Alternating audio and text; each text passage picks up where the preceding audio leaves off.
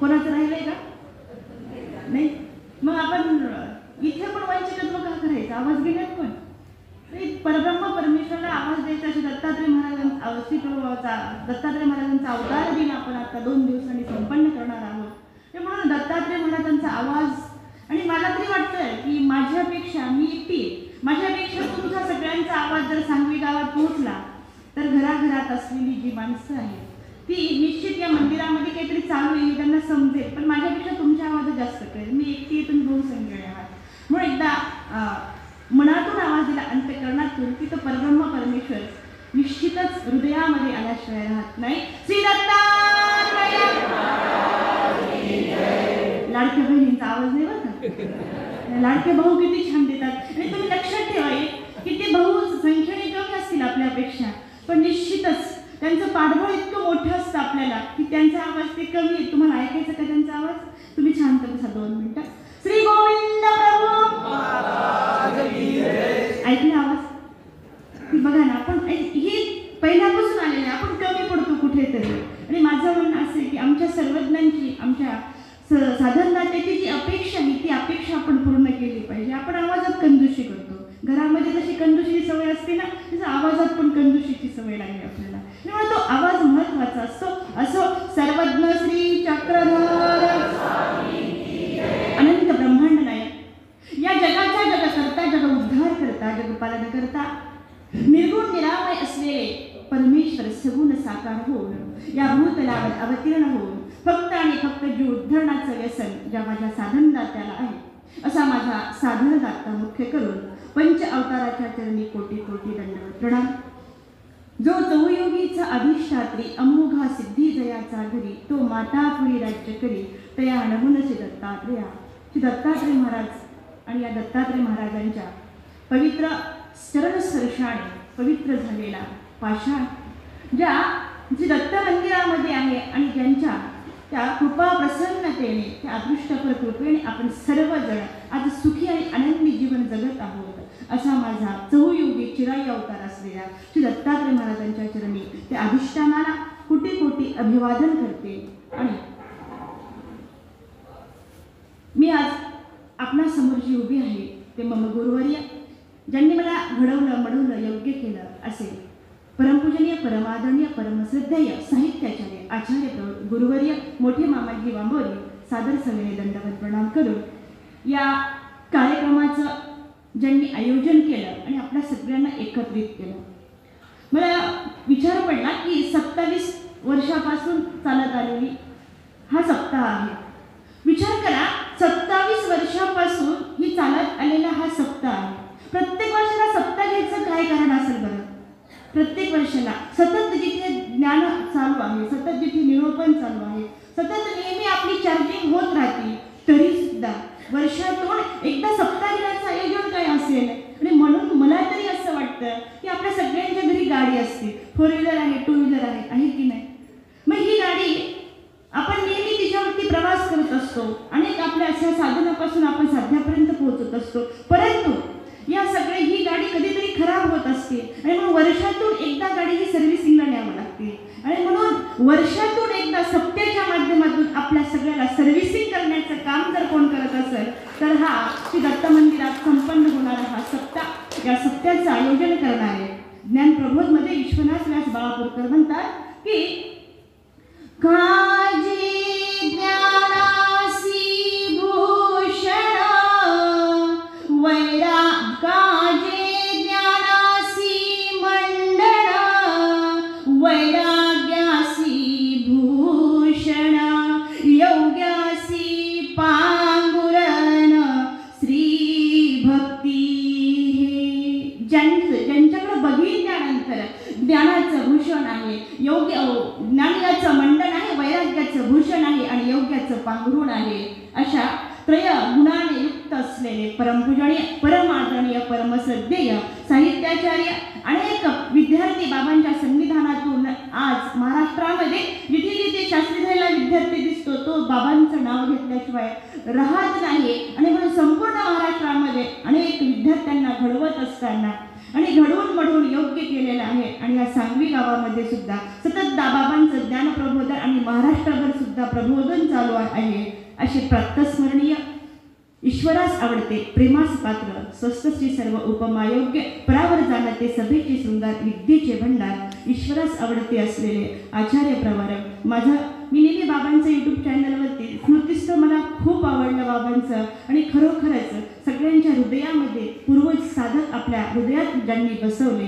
असे आचार्य प्रवर बाबाजींना दंडवत प्रणाम करते.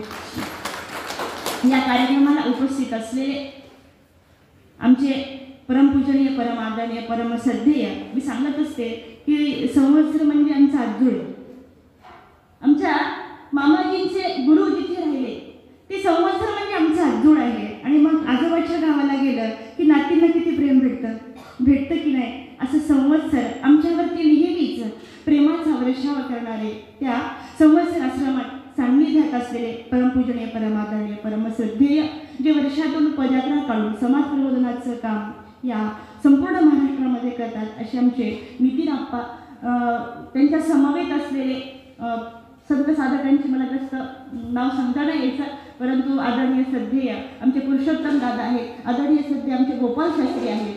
आणि संवत्सर आश्रमातून या ठिकाणी उपस्थित झालेली सर्व आदरणीय संत वंदनीय महंत आणि सर्वांना आपल्याला दरवर्षी सूत्रामध्ये बांधून एकत्रित ठेवणारे, तुमचं मन विचलित करू न देता आपल्या सर्वांना एकत्रित बांधून ठेवण्याचं कार्य बाबांनी ज्यांच्यावरती सोपवलेलं आहे असे माझे ज्येष्ठ विद्यागुरू बंधू परमपूजनीय आदरणीय श्रद्धेय विनोददादा शास्त्री आंबेकर जाळीचा देव, या सर्व संत साधकांना, उपस्थित असलेल्या सर्व तपस्विनी माता, आणि मी नेहमी सांगत असते की समोरची माणसं आपण पाहतो, पण पडद्याच्या पाठीमागे कधीच आपलं लक्ष जात नसतं, आहे की नाही? आपण समोरची पाहतो, पण पडद्याच्या पाठीमागेही काही माणसं कार्य करणारी असतात, आणि समोरची माणसामुळे पाठीमागची माणसं सुरक्षित असतात.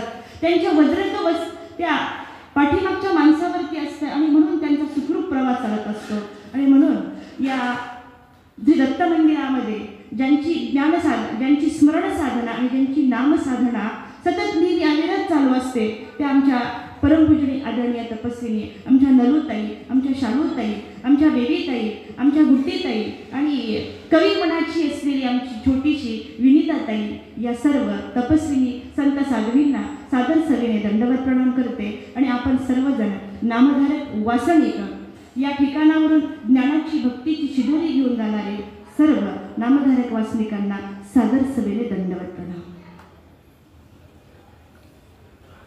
माझ्याकडे बाबाजींनी विषय दिलेला आहे, वासनिक स्त्रियांचा आचार धर्म. मला एकाने प्रश्न विचारला की मग वासनिक पुरुषांचा आचार धर्म वेगळा आहे का? वासनिक स्त्रियांचा आचार धर्म आहे, मग वासनिक पुरुषांचा आचार धर्म वेगळा आहे का? सांगता येत नाही. बाबा शास्त्री आहेत, प्राचार्य आहेत, कदाचित पुढच्या सप्ताहामध्ये वासनिक पुरुषांचा आचार धर्म सुद्धा तुमच्यापर्यंत पोहोचू शकेल, सांगता येत नाही. हे पण होऊ शकतं, कारण आमच्या आचार प्रकरणामध्ये प्रत्येक प्रकरण वेगवेगळं आहे. स्त्रियांचा सरोळा वेगळा आहे, पुरुषांचा सरोळा वेगळा आहे, आणि म्हणून माझ्याकडे जी सेवा दिलेली आहे ती आहे वासनिक स्त्रियांचा आचार धर्म. श्रुती गोसावी यांची, स्मृती भट्टोबासांची परस्परामाचा वृद्धाचार. श्रुती, स्मृती आणि वृद्धाचार मार्गरूढी या 5 प्रमाणाच्या आधारावर आपण सर्वजण बोलत असतो, संवाद साधत असतो. मला प्रश्न पडतो, तुम्हाला सगळ्यांना प्रश्न पडला असेल की वासनिक म्हणायचं कोणाला? सगळ्यात महत्त्वाचा टप्पा हा आहे की वासनिक म्हणजे काय आहे. भारतीय संस्कृती ही अध्यात्मपरायण संस्कृती आहे. भोगापेक्षाही त्यागाला अधिक महत्त्व देणाऱ्या, ज्ञानवंताची, आचारवंताची, विचारवंताची, भक्ती पुरस्कार असलेल्यांची, त्रिदंडयुक्तांची नव्हे तर गृहस्थ आश्रमातून वासनिक आश्रमात पदार्पण करून भिक्षुक आश्रमापर्यंत प्रवेश करणाऱ्यांची परंपरा लाभलेली आहे. आणि म्हणून आम्ही बघत असताना आपल्याला खऱ्या अर्थाने वासनिक या अवस्थेमध्ये पोहोचण्यासाठी काय करावं लागत असेल. वासनिक म्हणजे काय, वासनिकाची व्याख्या काय, वासनिकांचा शब्दशः अर्थ काय होत असतो. सर्वज्ञ चक्रधर स्वामींच्या साध्यापर्यंत जाण्यासाठी साधन महत्वाचं आहे. कारण हाची साधन प्रतीती प्रापकू, पावावया साध्य पावकू. साधनाशिवाय साध्यापर्यंत जात नाही. आणि म्हणून महानुभावांची जी इमारत आहे ही 4 साधनावरती आहे. या 4 साधन म्हणजे स्थान, प्रसाद, वासनिक आणि भिक्षुक आहे. यातली 2 जड साधन आहेत आणि यातली 2 चेतन साधन आहेत. यापैकी आधी 3 नंबरला जो क्रमांक लागतो, 2 वासना आहेत. आधी भिक्षुक बोलल्या जातं, मग वासनिक बोलल्या जातं. तर एक वासना अशी आहे, आधी वासनिक बोलल्या जातं आणि नंतर भिक्षुक बोलल्या जातं. भिक्षुकापासून वासनिक तयार होतो. किंवा विचार जर केला तर जगाच्या पाठीवर जगत असताना माझ्या सर्वज्ञ चक्रधर महाराजांनी या महाराष्ट्रामध्ये आल्यानंतर पहिली भीक जर कोणती मागितली असेल तर ती माणसाची भीक मागितली. माणसाची भीक मागितली. देवाने तुम्हाला काहीच मागितलं नाही. मागितलं का काही? म्हणजे तो आपण देऊ तरी काय शकतो? काही देऊ शकत नाही आपण. मग देण्यासारखं आहे काय? आणि देण्यासारखं जे आहे तो आहे माणूस. सर्वज्ञ स्वामींनी आपल्याला मागितला तो माणूस मागितलेला आहे. आणि हा माणूस कुठे दिसतो आपल्याला? मग माणूस कसा हवा आहे?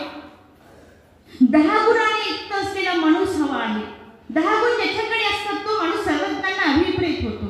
असा 10 गुणांनी युक्त असलेला माणूस, ज्याला माणूस ही संज्ञा प्राप्त होती, जो मनुष्य मात्र गुण आहे तो सर्वज्ञांना अभिप्रेत आहे. असा माणूस म्हणून या जगाच्या पाठीवरती या जगसंख्येकडे जर आपण बघितलं, गणनात्मक असलेल्या संख्येकडे जर आपण बघितलं तर त्यापैकी या सर्व माणसामध्ये आज महानुभावांचा खऱ्या अर्थाने माणूस निवडला गेला. तो कसा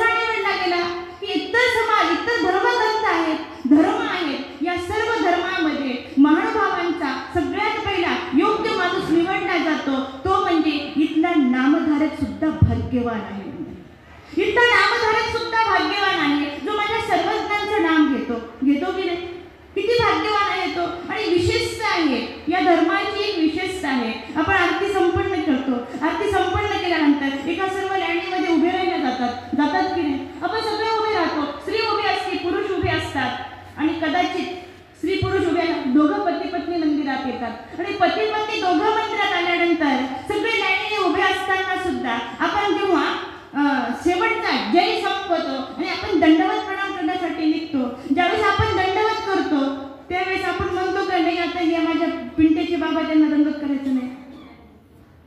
होतं का कधी असं?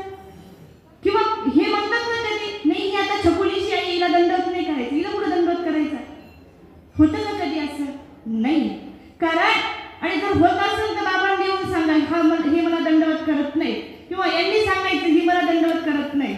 असं होऊ शकतं कदाचित. कारण तुम्ही काही कीर्तनकारांचं कधी ऐकलं असेल की ते सांगतात बघा कीर्तनामध्ये कृष्ण कृष्ण कृष्ण म्हणा, आणि ते कृष्ण कृष्ण म्हणत असताना एक बायका होती, ती कृष्ण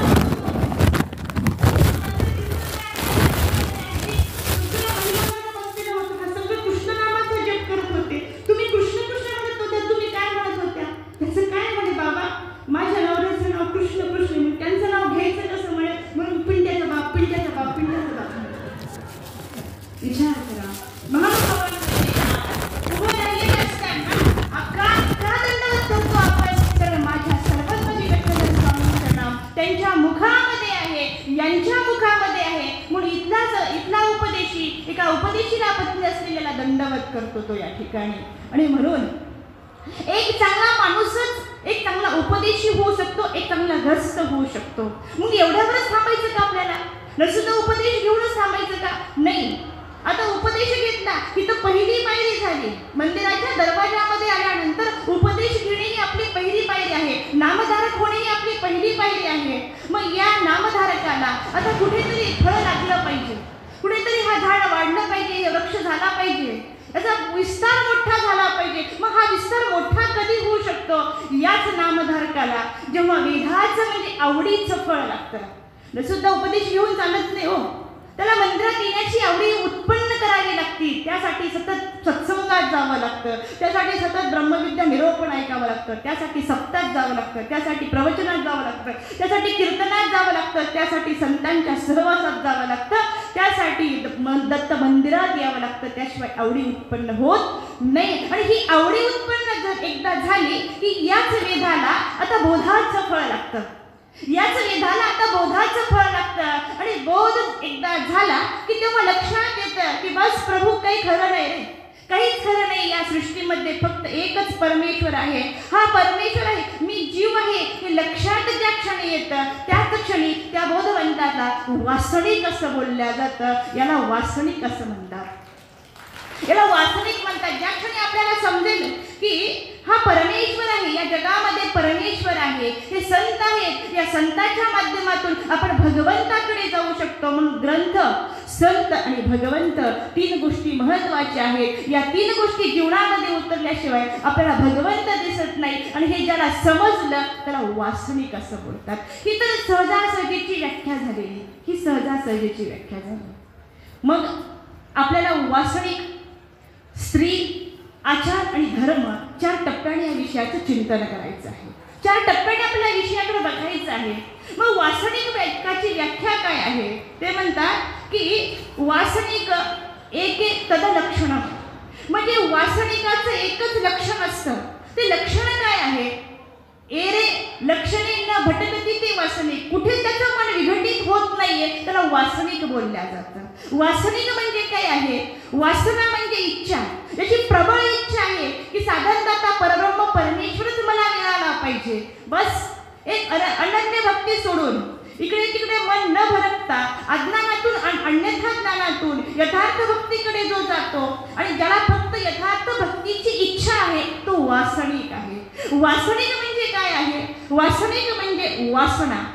मग ती वासना कशाची आहे? परमेश्वराने आपली वास बघावी या अवस्थेपर्यंत जो पोहोचतो तो वासनिक असतो. परमेश्वर वास पाहतायत आपले आणि आपणही कधीतरी आपलं अधोमुख असलेलं ऊर्ध्वमुख करावं. आपण ऊर्ध्वमुख करतो, ज्या क्षणी ऊर्ध्वमुख केल्या जातात आणि परमेश्वर आपले वास पाहतात त्याला वासनिक बोलल्या जातं. वासनिक म्हणजे काय आहे? वासनिक म्हणजे गुरुकुळाच्या श्री गुरुजींच्या प्रसन्नतेचा वास म्हणजे सुगंध आहे का नाही? आपण सगळं बघतो जगामध्ये वावरताना वास म्हणजे काय आहे? सुगंध आहे. परंतु अध्यात्मात जर विचार केला वासनिक शब्दाचा तर वास म्हणजे सुगंध आहे. आणि तो कशाचा सुगंध आहे? निक. निक म्हणजे चांगला सुगंध. वास म्हणजे सुगंध, निक म्हणजे चांगला सुगंध. तो सुगंध कशाचा लागावा आपल्याला? कशाचा लागावा सुगंध?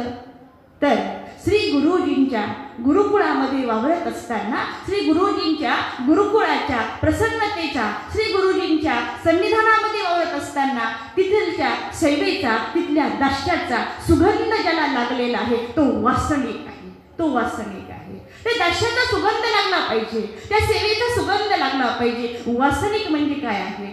वासनिक म्हणजे ज्याची क्रिया करण्याची इच्छा आहे, ज्याची वास म्हणजे परमेश्वराकडे जात असताना मी क्रियेशिवाय परमेश्वराकडे जाऊ शकत नाही, अन्नदानाशिवाय जाऊ शकत नाही, अशी चांगली क्रिया करण्याची ज्याला वासना आहे तो वासनिक आहे. तो वासनिक आहे. वासनिक म्हणजे काय आहे? वासनिक म्हणजे काय आहे?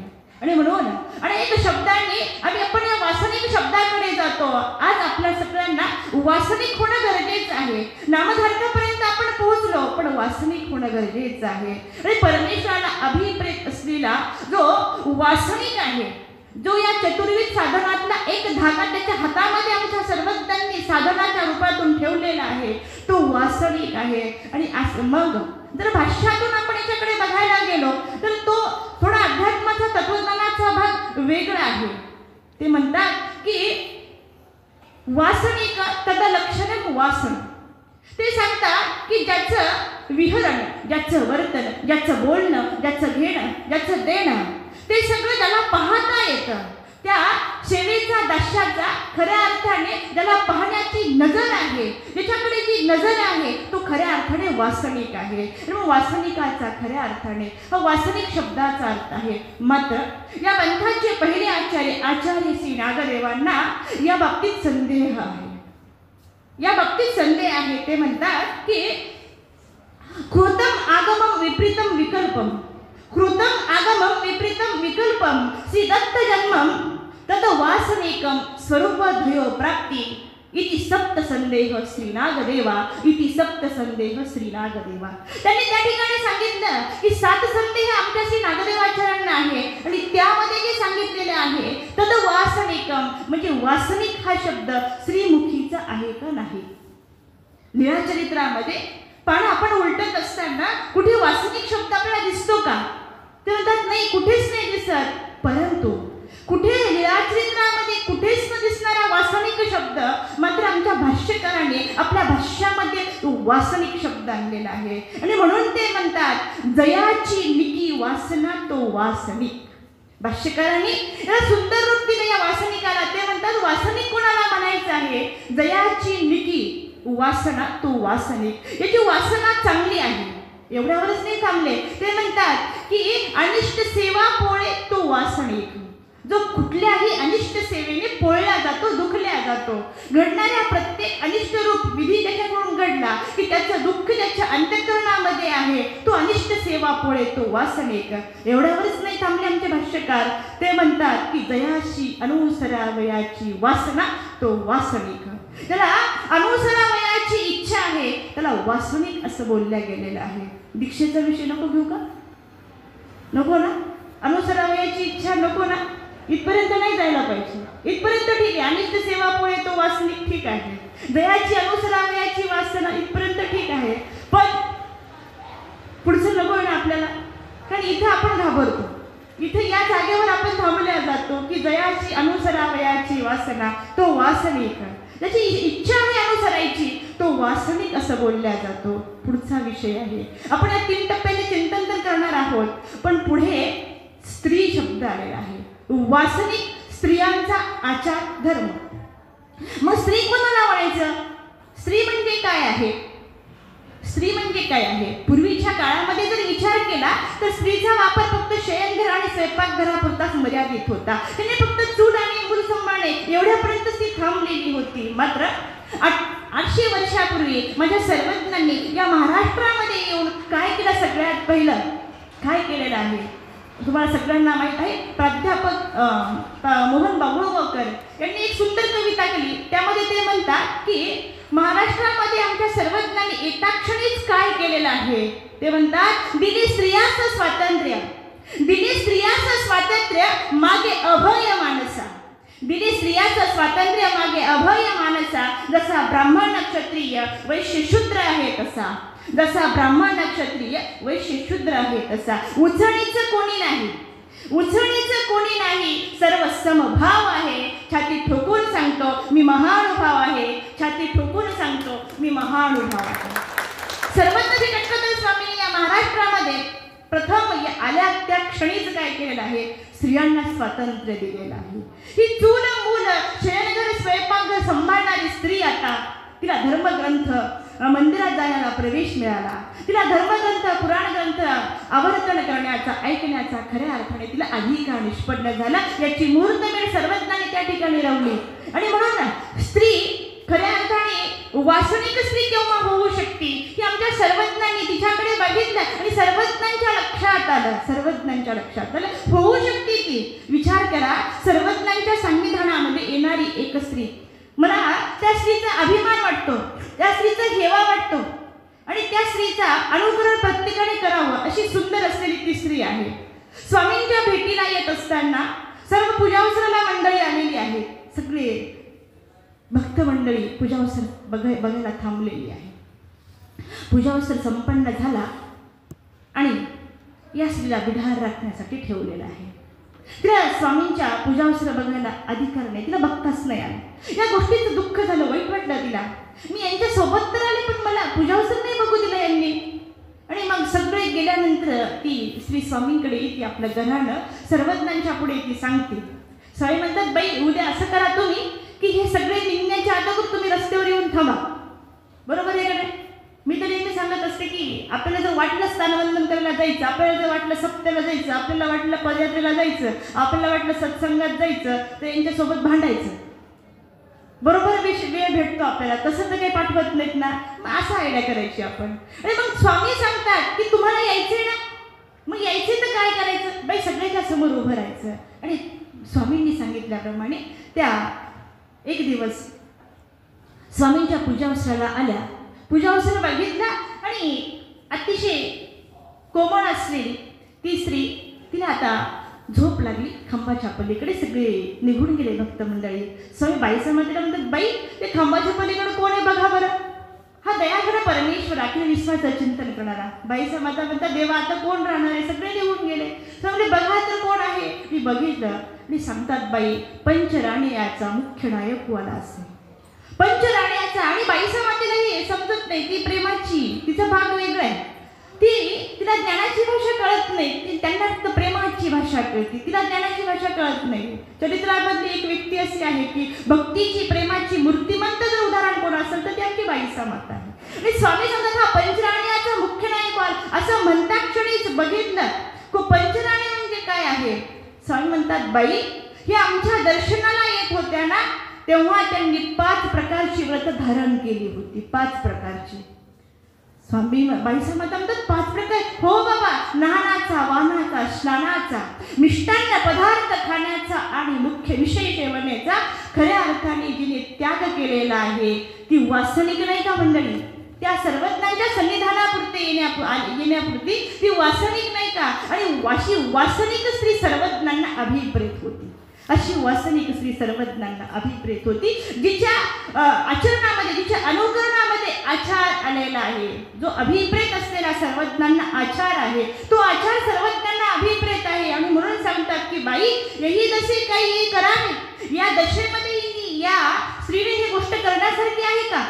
आहे का ही गोष्ट करण्यासारखी?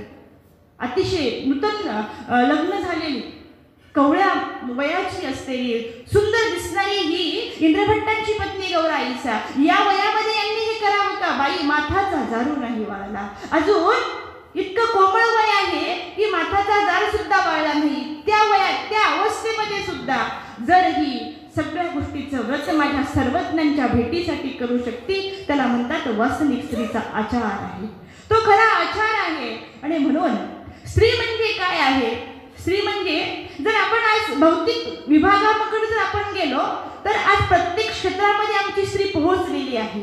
ती आचाराने परिपूर्ण दिसते, आपल्याला त्या जागेवरती त्या क्षेत्रामध्ये दिसते का नाही? आमच्या प्रतिभाताई पाटील राष्ट्रपती भारताच्या, विचार करा, प्रतिभाताईकडे बघितल्यानंतर संपूर्ण अंगभर वस्त्र घालून डोक्यावर राष्ट्रपती पदाचं भाषण करत असताना सुद्धा त्यांच्या डोक्यावरचा पदर कधीच पडणार नाही. हा आचार आहे, त्या जागेवरचा, त्या भौतिक क्षेत्राचा तो आचार आहे आणि त्या आचाराने त्या योग्य पूर्ण झालेल्या आहेत. म्हणून सांगावं वाटतं मला की ज्या स्त्रीच्या डोक्यावरती पदर तीच करू शकते समाजाची कदर, बाकी करू शकणार नाही त्या गोष्टी. आणि अशी आमची असलेल्या पंतप्रधान पदाच्या, आमच्या राष्ट्रपती पद भूषवणाऱ्या आमच्या प्रतिभाताई पाटील आहेत. एवढंच नाही हो, जिला संपूर्ण निराशेत असलेली ती अनाथाची माय, हम दो हमारे दो, कोणी सांभाळू शकतं? कोणी पण, संसाराचा गाडा कोणी पण ओढू शकतं. पण या जगामध्ये वावरत असताना अनाथाची माय होऊन असंख्य निराधार असलेल्या, अनाथ असलेल्या असंख्य मुलांना ज्यांनी प्रेमाचं दातृत्व केलं, वात्सल्य दिलं, स्नेह दिला. आणि तुम्ही एक वाक्य मला त्या आमच्या सिंधुताई सपकाळचं फार आवडतं. ते म्हणतात की स्त्रीने अंगभर वस्त्र घातले, हा तिचा आचार आहे. त्या आचाराने ती योग्य होऊन पुढे समाजासाठी प्रबोधन करण्यास योग्य त्यावेळेस होईल. तिने अंगभर वस्त्र जर घातले तर हाच समाज तिचा सत्कार करेल. अंगभर वस्त्र घातले तर हाच समाजचा सत्कार करेल. नाहीतर बलात्कार हे होतच राहतील, नाहीतर बलात्कार हे होतच राहतील. एक सुंदर वाक्य आपल्याला आचाराची शिकवण देऊन जातं. भौतिक शिक्षणामध्ये छोट्या छोट्या गोष्टीमध्ये आपल्याला आचार आहे, पण आचार आणि विचार आहे या दोन नाण्याच्या बाजू प्रत्येक घरामध्ये आज गरज आहे. आचाराची गरज आहे, विचाराची गरज आहे. एकच बाजू जर नाण्याची घासली तर अनिती आणि घरामधलं वातावरण बिघडण्याला कारणीभूत एक बाजू घासली की त्या ठिकाणी होत असते. म्हणून आचाराच्या योग्यतेची गरज आहे, विचाराच्या दृढतेची गरज आहे. विचाराने स्थैर्य निर्माण होतं, आचाराने योग्यता प्राप्त होते. आचारात शांतता आहे, विचारामध्ये विवेक दडलेला आहे. आणि योग्यता आणि दृढता दोन्ही गोष्टी महत्त्वाच्या आहेत. आणि म्हणून स्त्री म्हणजे काय आहे, वासनिक म्हणजे काय, स्त्री म्हणजे काय, आचार म्हणजे काय आहे, आचार म्हणजे काय आहे. आणि तो वासनिक स्त्रियांनी तो आचार कसा पाळावा याकडे बघत असताना आपल्याला आता आचाराकडे बघायचं आहे. आचार म्हणजे काय आहे. महाभारतामध्ये अर्जुनाला सर्वत्र श्री गोपाळकृष्ण भगवंतांनी गीता निरूपण केली. परंतु ज्या वेळेस अश्वत्थामा मारला जातो आणि अश्वत्थामा मारला म्हणून वैरी असलेला, ज्याच्यासोबत युद्ध करायचं आहे, मात्र ज्याच्याकडे सत्याची योग्यता आहे, तो युधिष्ठिर, तो धर्मराजा, त्या सत्याच्या योग्यतेमुळे आमचे त्या ठिकाणी पितामह त्या ठिकाणी जाऊन विचारतात, द्रोणाचार्य त्या ठिकाणी विचारतात, कुणाला विचारतात? ज्याच्याकडे सत्याची योग्यता आहे त्या योग्यतेला विचारतात. दुर्योधनाकडे अयोग्यता आहे, कपटीपणाची अयोग्यता आहे. शकुनीकडे अयोग्यता आहे, ती अधमतीची अयोग्यता आहे.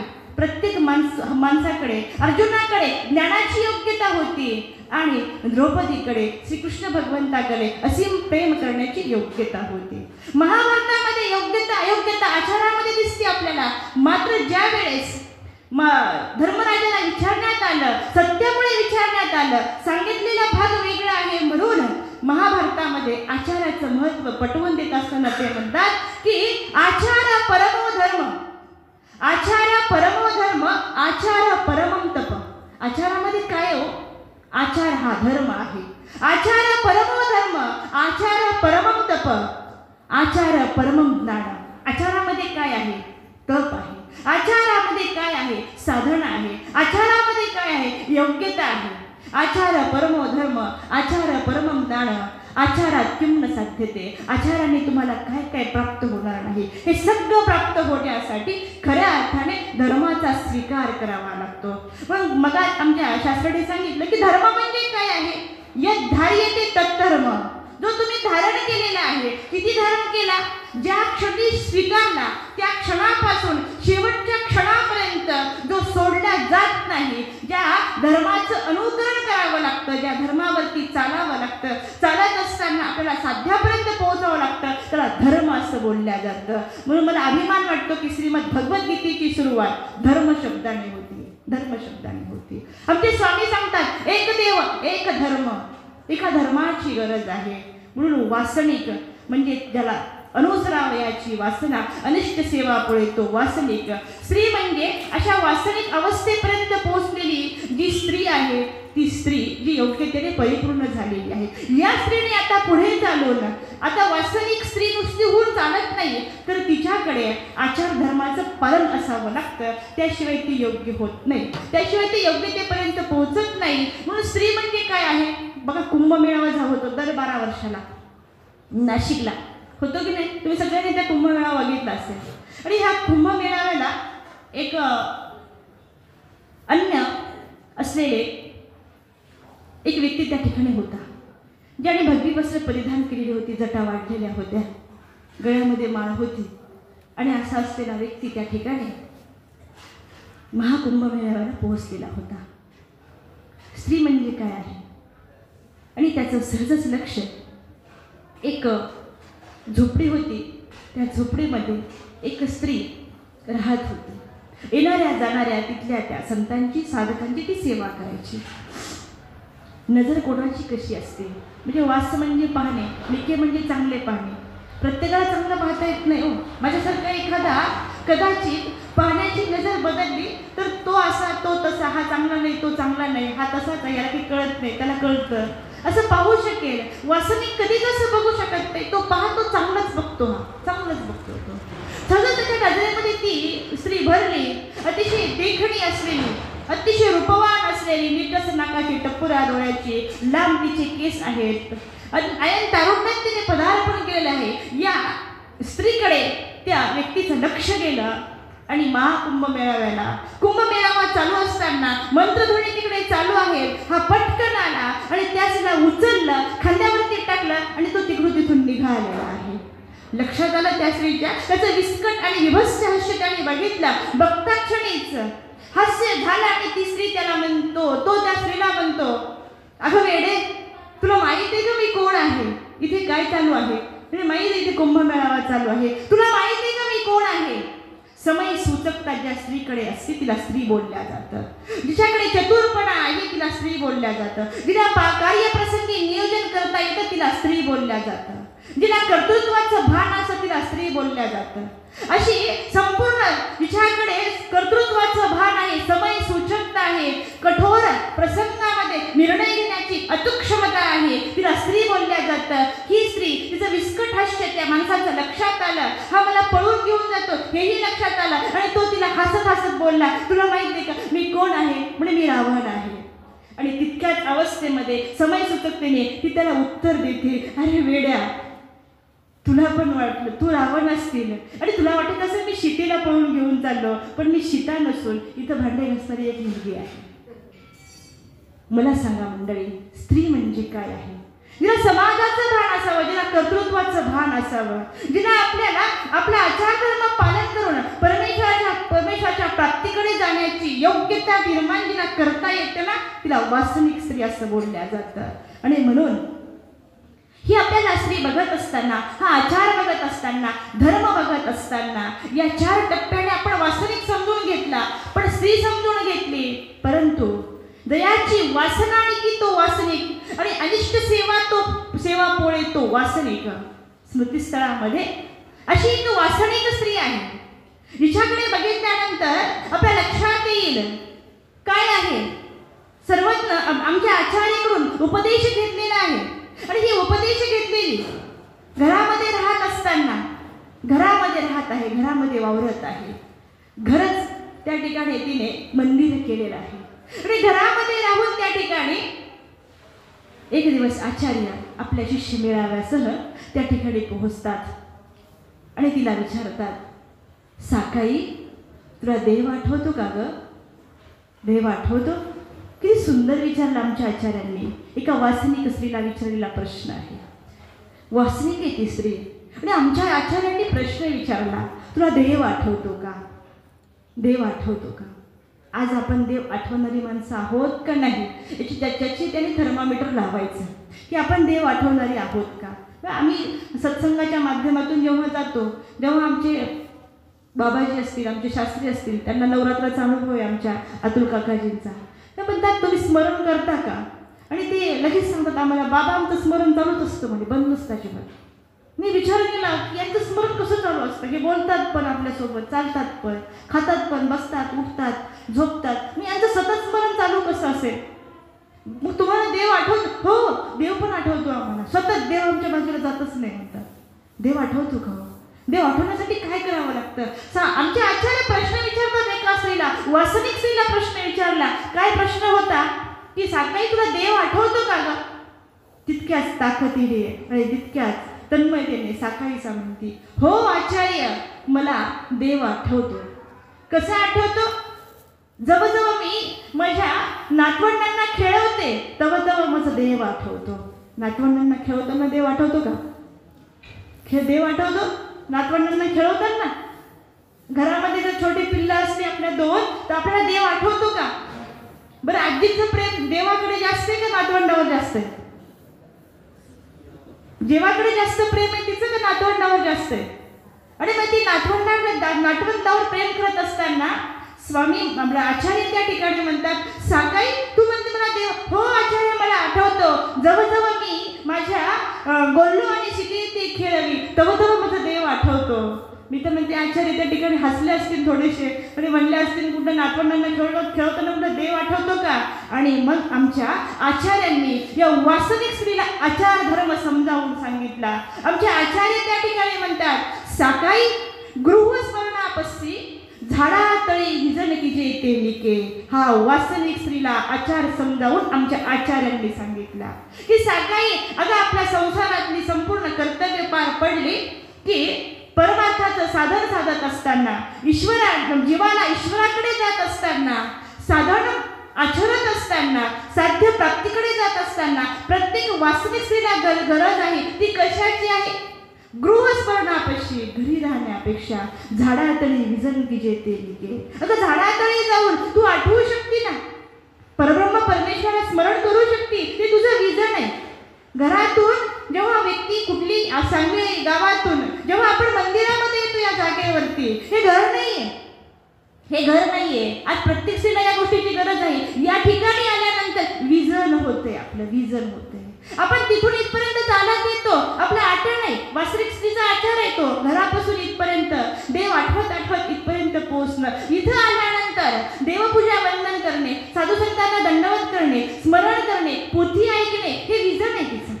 हे वास्तविक स्त्रीचं विजन आहे, हा तिचा आचार आहे. म्हणून आमचे आचार्य त्या ठिकाणी सांगतात की साकाई गृहस्मरणापाशी झाडातळी विजन की जे ते निके. आणि झाडातळी गेल्यानंतर यदा कदाचित विजन नाही झालं, विजन म्हणजे त्या जागेवरती गेल्यानंतर तोंडावरती पांघरून घेऊन आपली ध्यान साधना त्या ठिकाणी परमेश्वराला समर्पित करणे.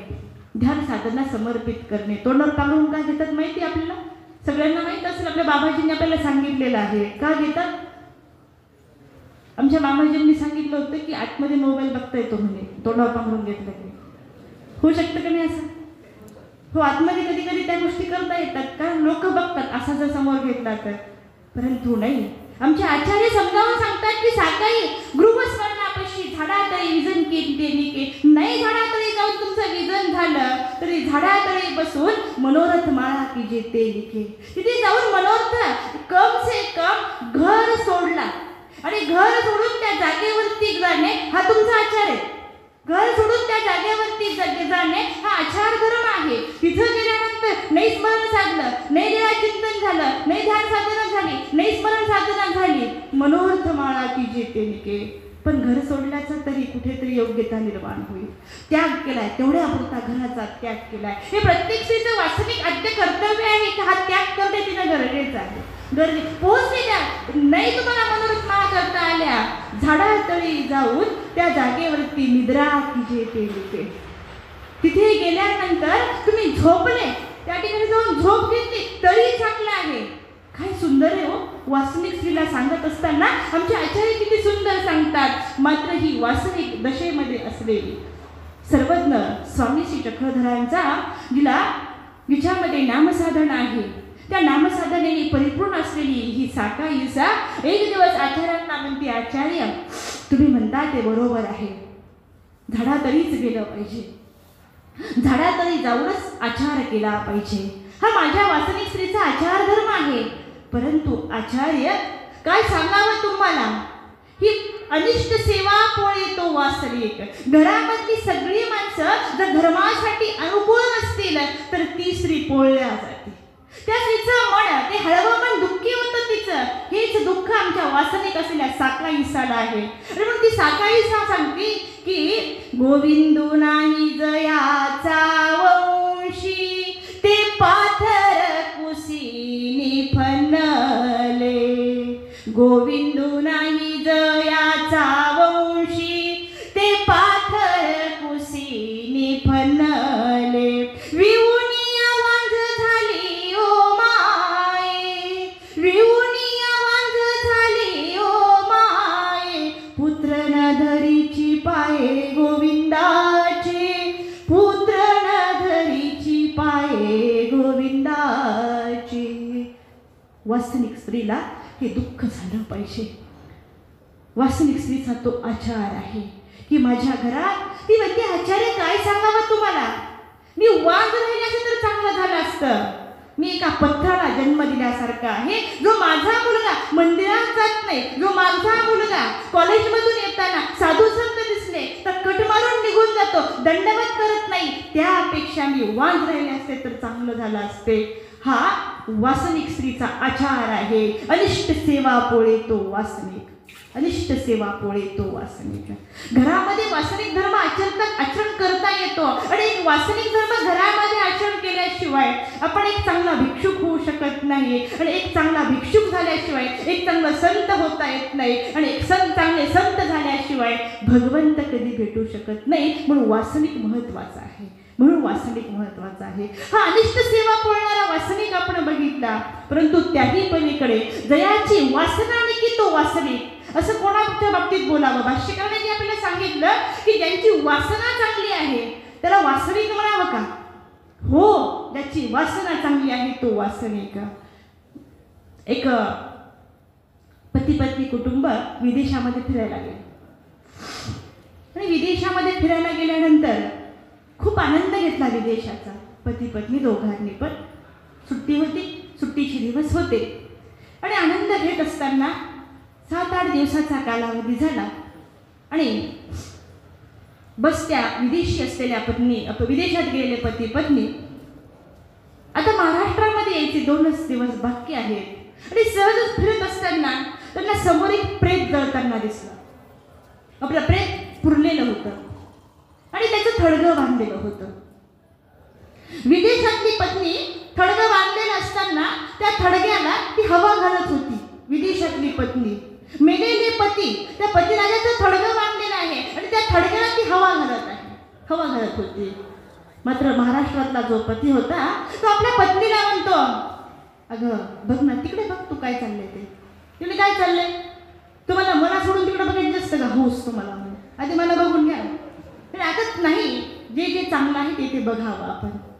मग चांगलं काय आहे? स्मशानभूमीमध्ये बसली ती, थडगं बांधलेलं आहे तिथे, थडग्याला ते काय बघायचं काय का मध्ये? आता चांगली नजर तर ठेव तुझी, कधीतरी चांगलं बघत जा, पतिराज सांगत होता. आणि ती म्हणे काय? बघ ना म्हणे, नक्कीच दुःखी ती माऊली. आणि विदेशातल्या पत्नीचं पतीवर किती प्रेम आहे, किती प्रेम आहे म्हणे. अगं बघ वेडे, अगं पती निघून गेल्यानंतर त्याचं दफन केलेलं आहे आणि दफन केल्यानंतर थडग्याला हवा घालती, यापेक्षा अजून कोणतं प्रेम पाहिजे? अजून कोणतं प्रेम असतं का म्हणे. तेवढे हो, खरंच तुम्ही म्हणता ते बरोबर आहे. भारतीय संस्कृतीपेक्षा सुद्धा पाश्चिमात्य संस्कृती वेगळी आहे, विदेशातली संस्कृती वेगळी आहे. जाऊ का मी विचारू कधीला? तसं प्रेम महाराष्ट्रातल्या पत्नीला करता आलं तर कदाचित मी आदर्श घेऊन जाईन महाराष्ट्रामध्ये. आणि गेली जवळ गेल्यानंतर विदेशातल्या पत्नीला तिच्या डोक्यावर हात फिरवला आणि विचारलं, ताई तुम्ही तुमच्या पतीवर एवढं प्रेम करत होत्या, गेले ते? हो ना, गेले ना. किती चांगले होते? खूप चांगले होते म्हणे, खूप चांगले होते. बायांना इमोशनल ड्रामा फार चांगला करता येतो. म्हणजे मी पण स्त्रीच आहे, तसं नाही म्हणत तुम्हाला, पण करता येतो, प्रत्येकाला येतो तो करता. आणि मग ती सांगत होती खूप चांगले होते. किती चांगले होते तुम्हाला माहिती ना, किती चांगले होते ते. आमच्या चिंतनेश्वर बाबांनी याच्यावर एक काव्य तयार केलं. ते सुंदर काव्य सांगतात की स्त्री आपल्या इकडे नाही आहे,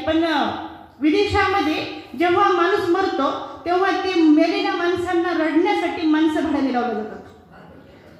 माणसा तिथे कळलं तर पाहिजे ना इथे कुठेतरी गेलंय म्हणून. ते कळतं कधी जिथे तेव्हा तिथे काहीतरी वातावरण निर्मिती होती रडण्याची. कधी तर थोडंच बँडबाजा लावायचं आपल्याला नाही करता येत ही गोष्ट. मग तिथे भाड्याने स्त्रिया लावलेल्या होत्या आणि भाड्याने लावलेल्या स्त्रियांचं अनुकरण कसं असेल बरं. ते अंतकरणात रडणार असतं ना. ते भाड्याचंच रडणं आहे का नाही. जसं माणूस गरज नसताना आपण हसतो की नाही कधी कधी. मग त्याचं हास्य कळतं आपल्याला की यार हसायचं नाहीये.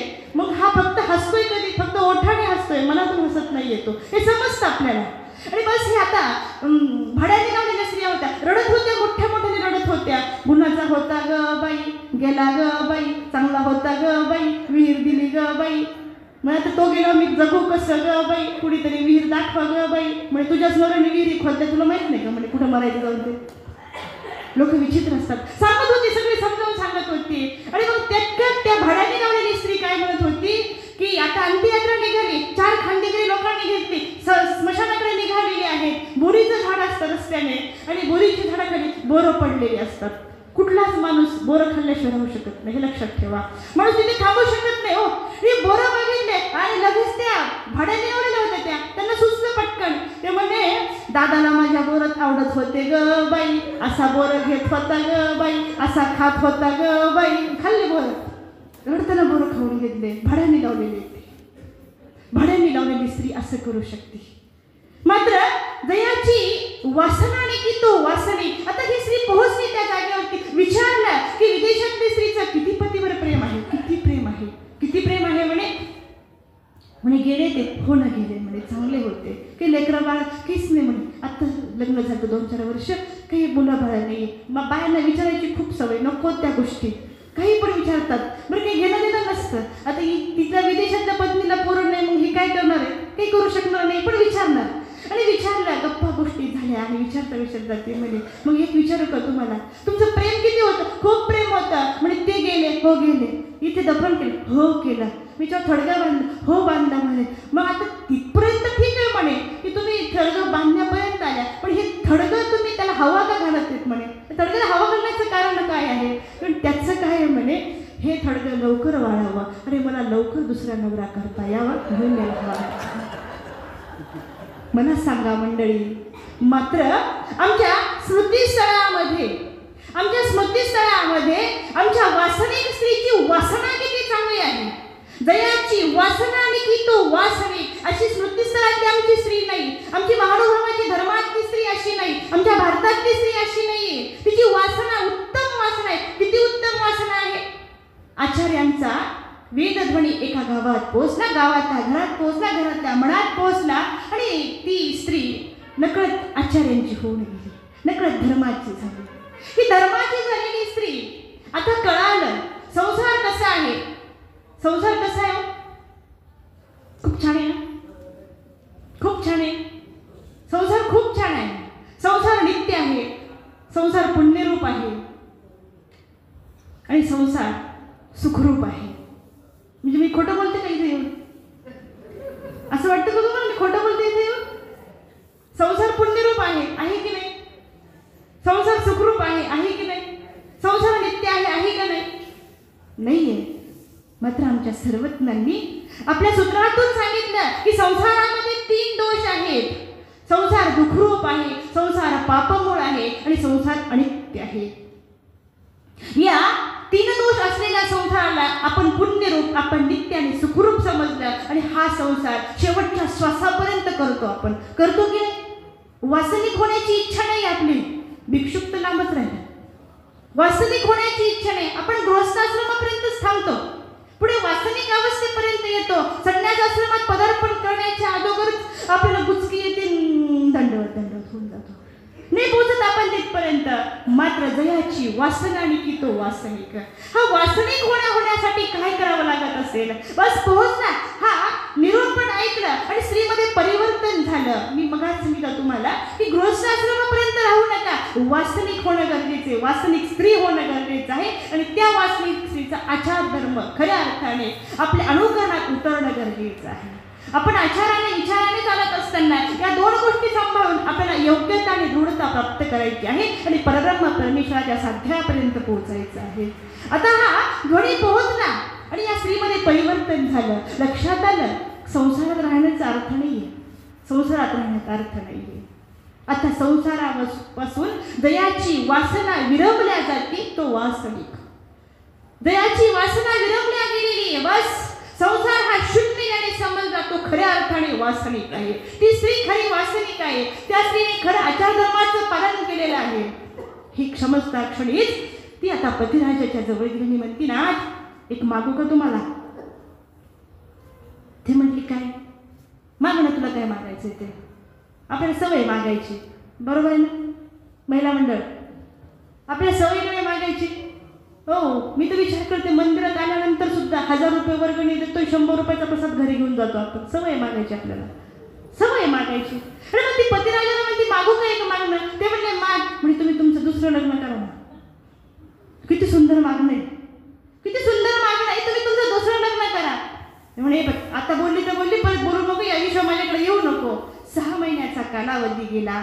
वास्तविक स्त्री ही अनिष्टात पोळल्या गेली पाहिजे. वास्तविक स्त्रीची वासना इतकी निर्मळ असली पाहिजे. वास्तविक स्त्रीचा वास परमेश्वरापर्यंत पोहोचला पाहिजे. वास्तविक स्त्रीला हा विधीचा सुगंध घेता आला पाहिजे. वास्तविक स्त्रीच्या हृदयाला दास्याचा सुगंध लागला गेला पाहिजे. वास्तविक स्त्रीचं चिंतन इतकं चिंतनशील झालं पाहिजे की त्या चिंतनातून संसाराची चिंता मिटल्या गेली पाहिजे.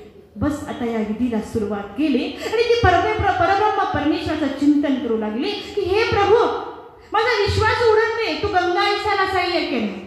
तू गंगा ईसाला आचार्यांनी जेव्हा अनुसरतात त्यावेळेस त्या गंगा ईसा तू समजावून सांगितलं. कोणती भाषा होती मला नाही कळाली, पण समजली ती नाही. तिने पण हट्ट नाही केला, त्या स्त्रीने समजलं तिला.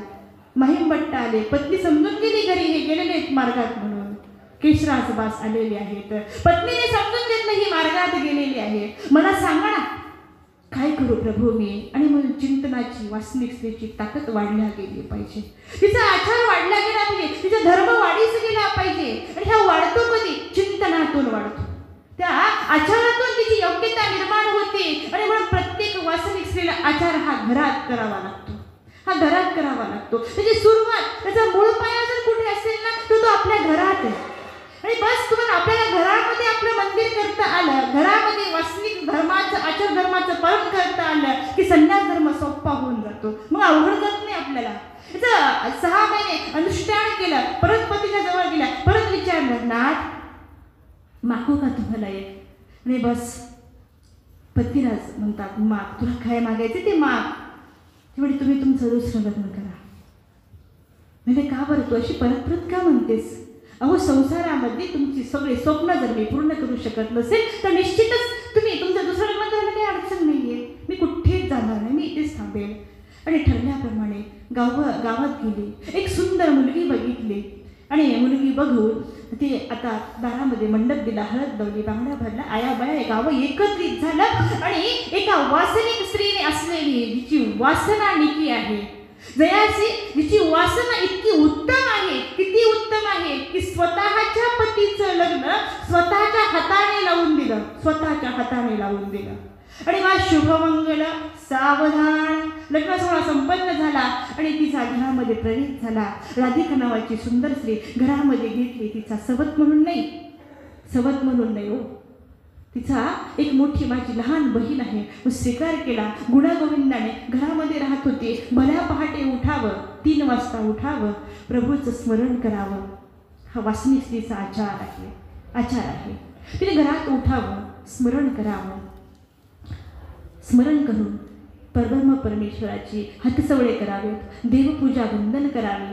देवपूजा वंदन झाली, घरातली कामं आटोपून आता तिने विजनाला जावं, मग मंदिरात जावं, आश्रमात जावं.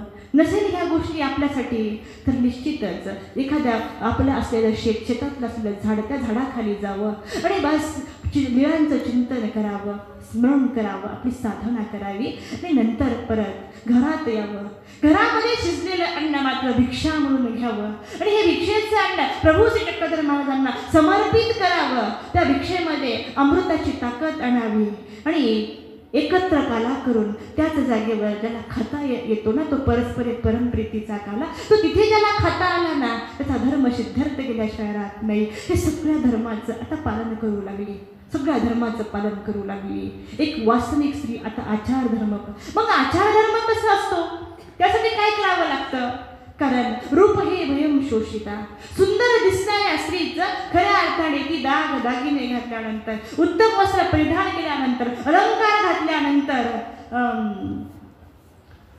मला तर वाटतं काहीतरी आता निघालेले आहेत, प्रोडक्ट्स निघालेले आहेत, फेअर अँड लवली आहे, कोटरमली आहे, वगैरे वगैरे जे काही निघालेले असतील ते सगळे प्रोडक्ट्स वापरल्यानंतर आपण कसे दिसतो? म्हणजे काळे असले तरी कसे दिसतो? छान दिसतो की नाही? आणि हे छान पण नष्ट करण्यासाठी काय करावं लागतं? मग आपण सुंदर दिसू नये यासाठी काय करावं लागतं? मी सगळं उलटा ठेवा तर त्यासाठी चाललंय. सगळं जास्त तुम्ही कधी ऐकलं असेल ते म्हणे की आता सरकारने यांना 1500 रुपये चालू केले ना, त्यातले 1000 रुपये ब्युटी पार्लरला जातात ना. 1000 रुपये स्वातंत्र्य मिळालं तिला बिचारीला. ते 1000 रुपये खर्च करून येते पार्लरला. कशामुळे करते खर्च? सुंदर दिसण्यासाठी खर्च करते. आणि प्रभू श्री चक्रधर महाराजांच्या वास्तविक स्त्रीचा आचार आहे, तो आचार असा आहे की तिने आता इंद्रिय दमन केलं पाहिजे, तिने मनोदमन केलं पाहिजे, तिने देहदमन केलं पाहिजे. हे देहदमन केल्याशिवाय, इंद्रिय दमन केल्याशिवाय, मनोदमन केल्याशिवाय तिची सुंदरता तेव्हा दिसेल. बाह्य सुंदरता नष्ट करण्यासाठी आणि अंतर सुंदरता वाढवण्यासाठी देहाची सुंदरता नष्ट करायची आणि आत्म्याची सुंदरता वाढवायची आहे. आत्म्याची सुंदरता वाढली की आपला प्रवास इतका परमात्म्यापर्यंत सुखरूप होतो. ही सुंदरता आचाराच्या योग्यतेने वाढते आपली. पण हे मन सुंदर करायचं आहे, ते चिंतनाने सुंदर करायचं आहे. ते कुठलं प्रोडक्शन वापरून सुंदर करायचं नाहीये. आणि म्हणून हे असलेल्या आमच्या लुखाईसा आता घरात वास्तविक धर्माचं पालन करून मनोदमन करतात, देह दमन करतात, इंद्रिय दमन करतात. मनोदमन, देह दमन, इंद्रिय दमन म्हणजे चांगले अलंकार घालायचे नाही, सगळे अलंकार काढून टाकले अंगावरचे. एक सौभाग्य सूचक लेणं आमचे स्मृतीसहकार सांगतात, तोडलं सुरी वांचोरी आणि काही चिन्ह घाली. काहीच घालत नव्हते अंगावरती, फक्त एक सौभाग्य सूचक लेणं होतं. एवढंच होतं का? नाही म्हणाले. चांगले अलंकार नाही घातले, कुठेतरी एखादी फटकी साडी अंगावरती घालावी आणि चांगल्या पदार्थाचाही त्याग करून टाकला. चांगले पदार्थही खात नव्हत्या. बस घरामध्ये चटणी भाकर असलेली, त्याच्यामध्ये पाणी वाटावं आणि कुठेतरी आपली भूक भागवावी असा चाललेला तिचा आचार होता, अशी चाललेली तिची साधना होती. आणि म्हणून या वास्तविक स्त्रीचा आचार धर्म इतक्या पूर्णत्वास पोहोचला, इतक्या त्या वास्तविक स्त्रीच्या आचाराने आता इतका कळस गाठला. हे तिन्ही दमन केल्यामुळे परिपूर्ण झालेली स्त्री आता विचार करते किती दिवस राहायचं संसारामध्ये. जयाची वासना लिखितो वास्तविक. त्याची वासना चांगली आहे ना, त्याला वास्तविक असं बोलल्या जातं. आणि म्हणून इतकी वासना, इतकी प्रबळ इच्छा आहे की फक्त माझा देव श्री चक्रधर मला भेटला पाहिजे, ही तिची इच्छा असल्यामुळे त्या इच्छेला फळ लागलं. आणि नदीकाठी आली, धुणं त्या ठिकाणी धुतलं, वाळत घातलं आणि प्रभूचं चिंतन केलं. वास्तविक स्त्रीने आचार धर्माचं पालन केल्यामुळे आचार्यांच्या जवळ आल्या, निंबा गावाला पोहोचल्या. आणि निंबा गावाला पोहोचून आचार्यांना सांगितलं की आचार्य, मी अशा पद्धतीने घराची व्यवस्था लावून आलेली आहे, आता मला भिक्षा द्या. आचार्याने भिक्षा दिली आणि आचार्य सांगतात की नाही, ज्ञानापाठी वैराग्य तुला करणं गरजेचं आहे, तो तप करणं गरजेचं आहे. विदर्भ प्रांतामध्ये आल्या, 1.5 वर्षाची तपश्चर्या केली आणि आपल्या गुरुला भेटण्यासाठी गेल्या. गुरुला भेटल्या आणि गुरुला भेटता क्षणीच आनंदित झाले आचार्य. आणि आचार्य म्हणतात, लुखाईसा, आता तुला परत बाबागावला जावं लागणार आहे. परत जायचं बाबागावला? ज्या गावाचा मी त्याग केला, ज्या देशाच्या संबंधियांचा मी त्याग केला, ज्या स्वग्रामाचा मी त्याग केला, हा आचार धर्माचं मी पालन केलेलं आहे, तिकडे परत जायचं? आचार्य म्हणतात, हो परत जायचंय, परत जायचंय. आणि आता लुखाईसा अटल विजय दीक्षा भोजन निद्रा स्मरण प्रसाद सेवा करत करत गावामध्ये पोहोचल्या, गल्लीत पोहोचल्या, गल्लीतल्या घरात पोहोचल्या. आणि घरामध्ये उभं राहून आवाज दिला, भिक्षा. मी डोक्याला पाकोटं बांधून दारामध्ये बसलेलं होतं. कोण होतं बसलेलं? म्हातारं. आता म्हातारं झालं ते. हां, ते म्हातारं दारामध्ये बसलेलं होतं. कुणीतरी संत तपस्वी योगिनी साधू आलेले आहेत. पटकन दंडवत केला, दंडवत केला. आता लुखाईसाच्या लक्षात आलं, यांनी मला ओळखलं नाहीये. आमच्या चिंतनजनक बाबांनी मार्गरोडीमध्ये या स्त्रीचं सुंदर वर्णन केलं. ते म्हणतात, कशी बाबुळ नावाची लुखाईसा लय भारी, कशी बाबुळ नावाची लुखाईसा लय भारी, तपसा साधना करून गेली भिक्षेसाठी घरी. हातामध्ये झोळी होती, हातामध्ये झोळी होती, पुढे उभा पूर्वपती. मार्गरूढी मार्गामध्ये हेच गीत गात होती, मार्गरूढी मार्गामध्ये हेच गीत गात होती.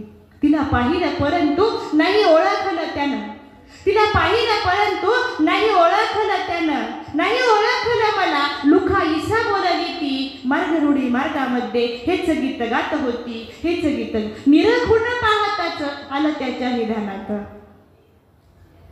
सगळं बदलू शकतो आपण, पण आवाज बदलू शकतो का? नाही बदलू शकत. आजही टेप लावला, गाणं लावलं की आपल्याला आवाजाची ओळख होती आणि आपण सांगतो हा लता मंगेशकरचा आवाज आहे. आवाजातून योग्यता आपल्यापर्यंत पोहोचली ती आवाजाची योग्यता आहे. आमच्या लता मंगेशकरचे आवाज हे दिसायला कसे होते याचं घेणं देणं नाही आपल्याला, पण आवाज ओळखणारी माणसं आपण आहोत. आणि बस आता त्याच्या लक्षात आलं आणि ते ओळखता म्हणता क्षणीच म्हातारीने ओळखलं, निरखून पाहताच आलं त्याच्याही ध्यानात. माझी माय मनोनिया पुन्हा घाली दंडवत, माझी माय मनोनिया पुन्हा घाली दंडवत. धन्य धन्य लोकाईसे किती करू तुझी स्तुती. मार्गरूढी मार्गामध्ये हेच गीत गात होती, मार्गरूढी मार्गामध्ये हेच गीत गात होती. बस आनंदित झाला. हो, विचार करा, आपली भारतीय संस्कृती अशी आहे की भल्या पहाटे पहिला काळ सांगते, आत्ताच नाही, पहिली स्त्री लवकर उठायची. लवकर म्हणजे 4-5 वाजता उठायची, घर झाडायची, अंगण झाडायची, सडा टाकायची, रांगोळी काढायची आणि बस थोडा आंघोळ करायची, देवपूजा करायची आणि घरातल्या सगळ्या थोरा मोठ्यांचा आशीर्वाद घेत होती. म्हणजे पाया पडायची ती सगळ्यांच्या. आता पडतो का आपण पाया?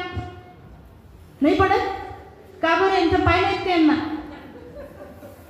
पाय नाही आलं तर पाय नाही पडत आपण. कारण काय ना पाया पडण्याचं?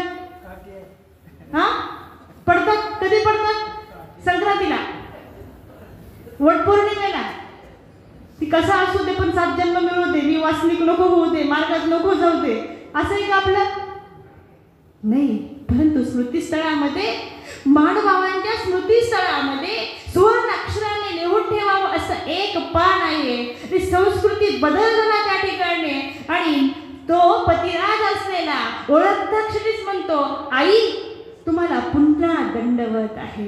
आणि या पतिराजाने त्या लुखाईसाच्या पायावरती डोकं ठेवलं, दंडवत केला, घरात घेतलं आणि सांगितलं, राधिका अगं पाय धुयला पाणी आण. पाठ टाकला, पाय धुतले. आमचं स्मृतीस्थळकार सांगतात नसून ते पाय धुतलेच नाही, ते पायवणी भीतरी घेतले. आणि त्यावेळेस ते पायवणी भीतरी घेतल्यानंतर त्या पतिराज आपल्या पत्नीला म्हणतो की तुम्ही थोर झाले आहात नव्हे, थोर देवांची झाली आहात नव्हे. तर मी म्हणते की तिने त्यांना दंडवत नाही केला, त्या पतिराजाने तिच्यामध्ये असलेला जो आचार धर्म आहे ना, त्या आचार धर्माला दंडवत केलेला आहे. म्हणून इतका आचार धर्म श्रेष्ठ आहे की तिथं भला तिथे झुकल्या जातो, वाकल्या जातो. एवढा धर्म आपला वाढीस गेला पाहिजे. आनंदित झाली माऊली, डोळ्यातून अश्रूंच्या धारा आल्या की आचार्य यासाठी मला पाठवलं होतं का तुम्ही? यासाठी पाठवलं होतं का? आणि म्हणून आमचे बाबा म्हणतात संसाराच्या दारी होती उभी, परीवर होती. कुठे होती ती? हातामध्ये झोळी आहे पण संसाराच्या दारामध्ये उभी आहे. संसाराच्या दारी होती उभी असती, परीवर होती. केशवाच्या जोगालाही लुखाईसा भारी होती. केशवाच्या जोगाला सुद्धा लुखाईसा भारी होत्या. नवराचं आई म्हणे. पतिराज आई म्हणतो तिची यातच महती. याच्यापेक्षा आणखी महती कोणती पाहिजे हो? नवऱ्याने आई म्हणावं, तिची यातच महती. मार्गरूढी मार्गामध्ये हेच गीत गात होती, मार्गरूढी मार्गामध्ये हेच गीत गात होती. म्हणून अनिष्ट सेवा पोळे तो वासनिक, जिथे आमच्या साकाईचा आहेत. जयाची वासना निकी तो वासनिक, इथे आमच्या लुखाईचा आहेत. तर जयाची अनुसरावयाची वासना तो वासनिक. मात्र या ठिकाणी आपल्या सगळ्यांना स्वाभिमान आणि अभिमान वाटावा असा महाराष्ट्राचा राजा असलेला रामदेव राजा, या रामदेव राजाच्या दरबारामध्ये आमचे गोपाळबास त्या ठिकाणी कामाला येत होते. ते राज्यव्यापार त्यांच्याकडे होता. राज्य व्यापार का राज्य व्यापार सांभाळत असताना तिथे पुराणिक यायची. पुराणिक त्या ठिकाणी त्या पुराण समजावून सांगायचे. समजावून सांगत असताना एक दिवस त्या ठिकाणी चर्चा निर्माण झाली आणि चर्चामध्ये असं सांगितलं की परमेश्वराचं स्वरूप दिसू शकतं, परमेश्वर भेटू शकतो, त्याचं स्वरूप सहजासहजी दिसू शकतं, तो इतका आनंदमय आहे. पुराणिककार सांगत होते आणि गोपाळबास त्या ठिकाणी सांगत होते नाही, सहजासहजी परमेश्वर अधिकार असावा लागतो, त्यासाठी शुद्ध व्हावा लागतो तो, तेव्हा तो बुद्धमय दिसू शकतो. त्यासाठी गृहस्थाश्रम सोडावा लागतो, वासनिक व्हावं लागतं. त्यासाठी वासनिक आचारधर्माचं पालन करावं लागतं सांगत होते गोपाळबास. आणि त्या ठिकाणी मात्र पुराणिकारांच्या समजावून सांगत असताना आमच्या गोपाळबासांनी सुंदर वाक्य त्या ठिकाणी सांगितलं. ते म्हणतात, चैतन्याची खोल वाटे पाहता वेदांची धाव कुंठे, केसरी कृष्ण नेटे बोटे कवन वर्णू जाणे, चैतन्याची रोमरंध्राशाळे हरतली ब्रह्मांड गोळकाची दिसाळे, ते शक्तीचे तरळे डोळे मुखड्याळीता. अहो जिथे चैतन्य माया समजू शकली नाही, ते तुम्ही आम्ही परमेश्वराला काय समजणार आहे? काही समजू शकत नाही आपण. पुराणिकार हरले. मात्र हा सगळा संवाद आमच्या भद्रकार कामाईसांनी बघितला. जवळ आल्या गोपाळबासांच्या आणि विचारलं, तुम्हाला एवढं ज्ञान कुठून झालं? कुठून झालं? त्यावेळेस वासनिक अवस्थेत असलेले गोपाळबास सांगतात की हे आमच्या गुरुमुखी श्रवण आहे आम्हाला. मग तुमचे गुरु कुठे राहतात? म्हणजे निंब्याला राहतात. त्यांच्या भेटीला आम्हाला घेऊन जासाल का? आणि बस गोपाळबासांनी भट्टबासांना लिखित पाठवलं. आणि ही लिखित पाठवायच्या अगोदर ही भद्रकार कामाईसा महाराष्ट्राचा राजा रामदेव राजा यांना विचारायला आली. म्हणे, मी निंब्याला जाऊ का? मुद्गल वांझासी पुत्र दे तरी मी तेथे जाऊ? आणि राजाला आनंद वाटला की आपली पत्नी वाज आहे, आपल्याला मुलगा होईल कदाचित निंब्याला गेल्यानंतर. आणि राजाने एका क्षणात आज्ञा दिली आणि आमच्या भद्रकार कामाईसा सर्व तयारीनिशी आचार्यांच्या भेटीला आल्या. 4-5 दिवस राहिले. श्रवण झालं आचार्यांकडून आणि मार्गाचा वेद निर्माण झाला. जयाशी अनुसरा अवयाची वासना तो वासले का.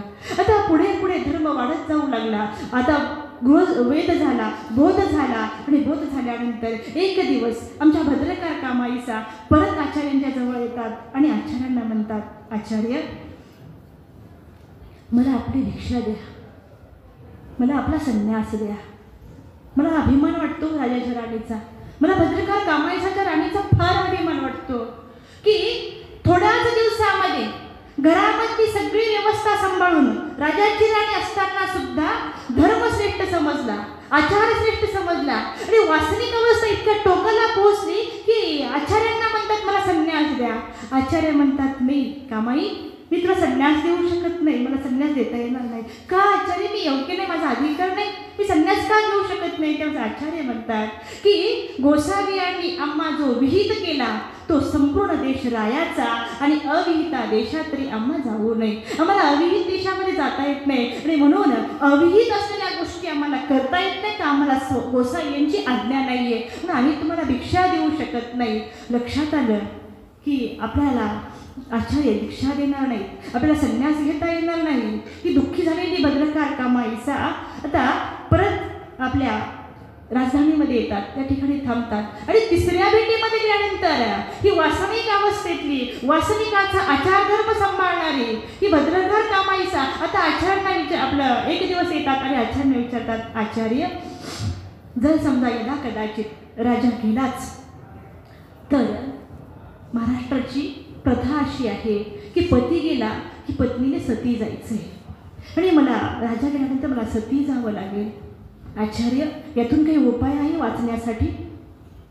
त्यावेळेस आमचे आचार्य त्या भद्रकार कामाईसाला सांगतात, जी वासनिक अवस्थेमध्ये आहे, हिची वासना चांगली आहे, जी अनिष्ट सेवेने पोळणारी आहे, हिची प्रबळ इच्छा आहे, ती वासनिक अवस्थेत असलेली भद्रकार कामाईसाला आचार्य सांगतात की आचार्य म्हणतात, तुम्ही तुमचा आदिभाव चुकवावा. तुम्ही तुमचा आदभाव तर चुकवून बघा. बस तुम्ही तुमचा आदभाव चुकल्यानंतर पुढची मंडळी जे करायचं ते करतील, पण तुम्ही तुमचा पहिला प्रयत्न तुम्ही करा. प्रत्येक स्त्रीने आपला प्रयत्न आपण केला पाहिजे. तो प्रयत्न असफल होईल तो भाग नंतरचा आहे, पण त्या प्रयत्नाला सुरुवात करणं आपली गरज आहे. आणि हा गरज तुम्ही तुमच्या प्रयत्न तर करून बघा. आणि घडलं तसंच आचार्यांनी सांगितल्याप्रमाणे राजा त्या ठिकाणी निवृत्त सरल्या गेला. आणि सरल्या गेल्यानंतर सगळी त्या देवगिरी एकत्र झालेली आहे. आणि देवगिरी एकत्र झाल्यानंतर राजाचा जो दुसऱ्या पत्नीचा मुलगा आहे तो सांगतो की तुला आता सती जावं लागेल. ती सांगते, नाही मला सती जायचं नाही आहे. वास्तविक स्त्रीचा आचार धर्म सांभाळणारी ही आचार्यांची असलेली सतशिष्या, ज्या स्त्रीचा आज आपल्याला हेवा वाटावा, तिला सगळ्या सुखसुविधा संपन्न आहेत, भोगविलासी आहे, सगळं काही मिळत आहे, तरी सुद्धा माझा धर्म श्रेष्ठ, माझा आचार्य श्रेष्ठ, माझा देव श्रेष्ठ. तो मिळू शकतो केव्हा? जेव्हा या भोगातून त्यागाकडे जाईल तेव्हा तो मिळू शकतो. म्हणून वास्तविक स्त्रियांचा आचार धर्म म्हणजे काय हो? शांतातून असंतातून शांताकडे जाणे म्हणजे वास्तविक स्त्रीचा आचार आहे. वास्तविक स्त्रीचा आचार म्हणजे काय आहे हो? अशांततेतून शांततेकडे जाणे म्हणजे आचार धर्म आहे. वास्तविक स्त्रीचा आचार धर्म म्हणजे काय आहे? आचारातून योग्यतेकडे जाणं म्हणजे वास्तविक स्त्रीचा आचार आहे. वास्तविक स्त्रीचा आचार म्हणजे काय आहे? विचारातून दृढता निर्माण करणे म्हणजे वास्तविक स्त्रीचा आचार आहे. वास्तविक स्त्रीचा आचार म्हणजे काय आहे? अंधारातून प्रकाशाकडे जाणे, विवेकातून विचारातून विवेकाकडे जाणे. आणि वास्तविक स्त्रीचा आचार म्हणजे परब्रह्म परमेश्वराच्या प्राप्तीची तळमळ असणे, त्याला वास्तविक स्त्रीचा आचार असं म्हणतात. ही संपूर्ण तळमळीत असलेली आमची भद्रकार कामाईसा त्या ठिकाणी सांगत होती, नको मला नका टाकू, मला सती जायचं नाहीये. त्यावेळेस कोणाचंच ऐकायला तयार नाही. त्यावेळेस स्वतःचा मुलगा सांगतोय स्वतःच्या आईला, किती दुःख आहे बरं, किती वेदना होत असतील बरं. आपण स्त्री पाहतो तिच्याकडे, पिठामध्ये आपलं हंबरून वासणारे जागती जवा गाय, तव्हामध्ये गायीमध्ये दिसती मने माय. ती गायीमध्ये माय पाहणारी आज मात्र त्या मायला सांगत होतं तुला जावं लागेल, सती जावं लागेल. स्वतःचा मुलगा सांगत होता. एवढ्यावर नाही थांबलं. आता महादेवराव नामने तिचे असलेले वडील ती जवळ येतात आणि म्हणतात, अगं कामाई, 4 लोकांनी यावं, तुला उचलावं आणि उचलून तुला सती टाकावं आणि म्हणावं की महादेव राजाची मुलगी जी रामदेव राजाला दिलेली आहे त्या मुलीला संस्कार नाहीये, ती मुलगी संस्काराचं पालन करत नाही, ती भारताची संस्कृती जपत नाही. हा बोल तू मला लावणार आहेस का? अगं गोड तो खाईचे आणि कडू तो सांडीचे. गोड लागलं तोपर्यंत ठीक होतं, आज कडू तू सांडायला तयार झालीस नाही. कामाई तुला सती जावं लागेल. आणि बस एका दगडावरती उभी केलेली आहे, अंघोळ नाही, काहीच नाहीये. आणि त्यावेळेस हा रामदेव राजाचा मुलगा म्हणतो, टाका, उचलून टाका. त्यावेळेस ती वेदना करत होती. प्रभू श्री चक्रधर म्हणत असेल, महास्वामी श्री चक्रधर महाराजा महाराष्ट्रामध्ये आल्यानंतर पहिलं स्त्रियांना बंधनातून मुक्त करणारा तू, मात्र उत्तरापंथी निघून गेल्यानंतर आज मला सती जावं लागते रे. तू जर असतास ना इथे तर सती मला जावं लागलं नसतं. या महाराष्ट्रामध्ये तू असता, उत्तरापंथी गेला नसता ना तर माझं सती जाणं थांबलं असतं. बघ ना, तू गेल्यानंतर या महाराष्ट्राची काय दुर्दशा आहे, काय अवस्था आहे. दुःख करत होती आणि थाकत होती. स्वतःच्या मुलाला हात जोडत होती. अरे बाळा, माझं रक्षण कर रे बाळा. मी गेल्यानंतर तुझं आयुष्य आणि भविष्य उज्ज्वल होईल. बघा ना, आमच्या वास्तविक स्त्रीचा आचार धर्म पाळणारी एका स्त्रीच्या मुखातून वाक्य निघतंय की मी गेल्यानंतर तुझं निसंतान होण्यापेक्षा, अरे राजा जाऊ दे मला, मी जर आचार्यांची दीक्षा घेणार आहे. आचार्यांच्या सन्निध्यामध्ये गेल्यानंतर मी जर अनुसरले, मी जर दीक्षा घेतली, तुझं आयुष्य भविष्य उज्ज्वल होईल, तुझ्या 7 कुळाचा उद्धार होईल. मात्र त्या ठिकाणी रामदेव राजाचा मुलगा ऐकायला तयार नाहीये. आणि त्यावेळेस तो काहीच धर्म त्याच्या कानावरती नाही, जे कर्माला प्राधान्य देतात ना, तो राजाचा मुलगा पळत आला आणि सांगितलेला उचलून टाका त्या राजाच्या त्या पेटवलेल्या त्या अग्नीमध्ये उचलला. आणि त्या ठिकाणी भद्रकार कामाईसला टाकण्यात आलं. श्री चक्रधर म्हणून वास्तविक स्त्रीचा आचार धर्म पाळणारी स्त्री आज मात्र त्या ठिकाणी सती गेलेली होती.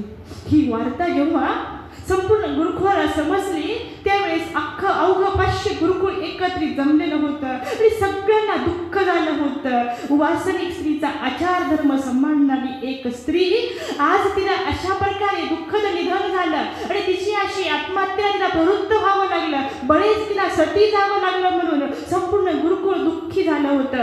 आचार्य सुद्धा दुःखी झालेले होते. एक चांगली असलेली जिची अनुसरावयाची वासना होती ती आज मात्र ही वास्तविक स्त्री आज सती गेलेली आहे. याचं दुःख आमच्या आचार्यांना झालं. आणि नकळत एकाने प्रश्न विचारला की असा वास्तविक धर्माचा आचाराचं पालन जिने केलं होतं, आचार्य असतील असं जावं लागलं, आता काय होईल भद्रकार कामाईसाला? लक्षात ठेवा मंडळी, हे आपल्यासाठी फार गरजेचं आहे. हे वाक्य आचार्यांचं फार गरजेचं आहे. आमचे आचार्य म्हणतात की ज्या स्त्रीने वासनिक स्त्रीच्या धर्माचं आचाराचं पालन केलं होतं त्या स्त्रीला अनुसरावयाची वासना होती. ती स्त्री वेद आहे, बोध आहे, अनुसरणाची तळमळ आहे तर देहविद्या होईल. वेद आहे, बोध आहे, अनुसरणाची तळमळ नाही, सृष्टी शून्य होईल. वेद नाही, बोध नाही, अनुसरणाची तळमळ आहे तर निश्चितच त्यांना पुढे चालून ईश्वर होईल, परमेश्वराची प्राप्ती होईल आणि ते पुरुष होऊन जन्माला येतील. वेद आहे, बोध आहे आणि अनुसरणाची तळमळ आहे, परंतु आरणी अनुसरण प्रतिबंधन तर थोर सहाय्य परमेश्वर करून पुढे त्यांचा उद्धार होईल. म्हणून आजच्या या ठिकाणी स्वाभिमानाने आणि अभिमानाने सांगावंसं वाटतं की वास्तविक स्त्रीने आपल्या आचार धर्माचं जर पालन केलं तर निश्चितच भगवंत आपल्यावर तोषल्याशिवाय राहणार नाही. म्हणून या 3 गोष्टी महत्त्वाच्या जीवनामध्ये आहेत की आपल्याला अनिष्टाला पोळता आलं पाहिजे, आपली वासना चांगली ठेवता आली पाहिजे. ह्या 2 गोष्टी साधल्या की पुढचं आपल्यासाठी नेहमीच तयार राहणार आहे. असा सुंदर असलेला वास्तविक स्त्रीचा आचार आज माझ्याकडे बाबांनी हा विषय दिला आणि जास्त वेळ आपला मी सर्वांचा घेतला तसं पाहायला गेलं तर पण विषय व्यापक आहे. आणि माझ्याकडे कदाचित वास्तविक स्त्रीचा आचार धर्म सांगण्यासाठी शब्दाचं दारिद्र्य आहे आणि म्हणून मी आपणापर्यंत तो पूर्ण आचार धर्म पोहोचू शकणार नाही. इतका सुंदर असलेला तो आचार आहे. आपणा प्रभू श्री चक्रधर महाराजांना, दत्तात्रय महाराजांना एवढीच विनंती करते की प्रभू राणी दत्तात्रय महाराज राणी मदरेसारखं समर्पित जीवन आम्हाला दे आणि स्मृतीस्थळातल्या संपूर्ण वासनिक स्त्रियांचा, अनुसरलेल्या स्त्रियांचा, तपसाधना केलेल्या स्त्रियांचा, सर्वांचा एक एक गुण, तो आदर्श आमच्यामध्ये येण्यासाठी निश्चितच प्रभू तू आम्हाला सहाय्य करून आम्हाला योग्य करशील. नसेल आमची योग्यता, नसेल आमचा अधिकार, मात्र तू आम्हाला समजावून घे आणि आचार्य प्रवर बाबाजींच्या माध्यमातून आम्हाला जो सेवेचा, जो ज्ञानाचा योग येतो हा निश्चितच आमचा ज्ञानस्तर वाढत जाऊन आमचा आचार धर्म वाढत जावो अशी साधनदात्याच्या चरणी, दत्तात्रय महाराजांच्या चरणी प्रार्थना करते. थोर स्त्रिया जगी होऊन गेल्या, थोर स्त्रिया जगी होऊन गेल्या, आचार त्यांचा पाहू जरा, त्यांच्यासारखे होण्यासाठी प्रयत्न आपण करू जरा, प्रयत्न आपण करू जरा. ही शुभकामना या ठिकाणी व्यक्त करते. झालेली सेवा परब्रह्म परमेश्वर साधनदात्याच्या चरणी समर्पित करते. बोलत असताना जर आपण सर्वजण माझ्यापेक्षा ज्येष्ठ श्रेष्ठ मातृतुल्य पितृतुल्य आहात, निश्चितच कुणाच्या भावना दुखवल्या असतील तर उदारांतकरणाने क्षमा मागते. या ठिकाणी आचार्य प्रवर बाबाजींच्या समोर मी बोलावा अशी माझी योग्यता पात्रता नसताना सुद्धा बाबाजींनी माझे बोबडे बोल या ठिकाणी ऐकून घेण्यासाठी मग अभागिनीची निवड केली आणि अशा अर्थहीन आणि शब्द दरिद्री मी दुबळा आहे, दयासागरा दया करून मी मजकडे पाहे, या अर्थहीन आणि शब्द दरिद्री असलेल्या माझी निवड केली. निश्चितच ही तोडकी मोडकी सेवा आपण सर्वांनी गोड करून घेतली तर सुद्धा गोड करून घेऊ नका. तर माझी एक विनंती आहे की आपण वास्तविक स्त्रीचा आचार धर्मापर्यंत पोहोचण्याचा या विषयाच्या माध्यमातून प्रयत्न करसाल अशी ही आपणा सगळ्या सर्वांपुढे भीक मागते आणि या ठिकाणी थांबते. दंडवत प्रणाम. जय श्री चक्रधर, जय महाराज.